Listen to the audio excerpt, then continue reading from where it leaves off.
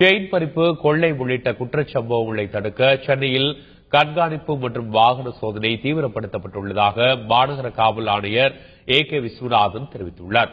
சென்னையின் பல்வேறு பகுதிகளில் 4வது நாளாக நேற்றிரவு காவல்துறையினர் வாகன சோதனையில் ஈடுபட்டனர்.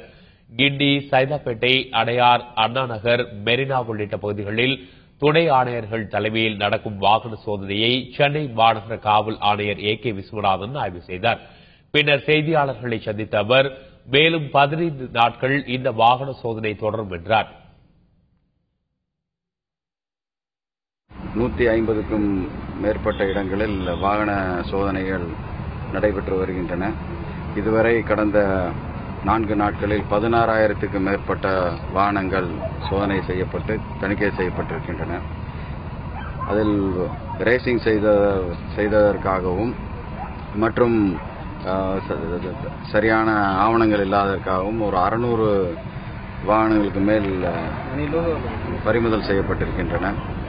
3,500க்கும் மேற்பட்ட ரவுடிகள் மற்றும் கெட்ட நடத்தை உள்ளவர்களை கைது செய்து அவர்கள் தணிக்கை செய்யப்பட்டு இருக்கின்றனர். 100க்கும் மேற்பட்ட குற்றவாளிகள் வாரண்ட் எக்ஸிக்யூட் செய்யப்பட்டிருக்கிறது. இந்த தீவிரமான நடவடிக்கையின் காரணமாக குற்றங்கள் குறைந்து வருகின்றன.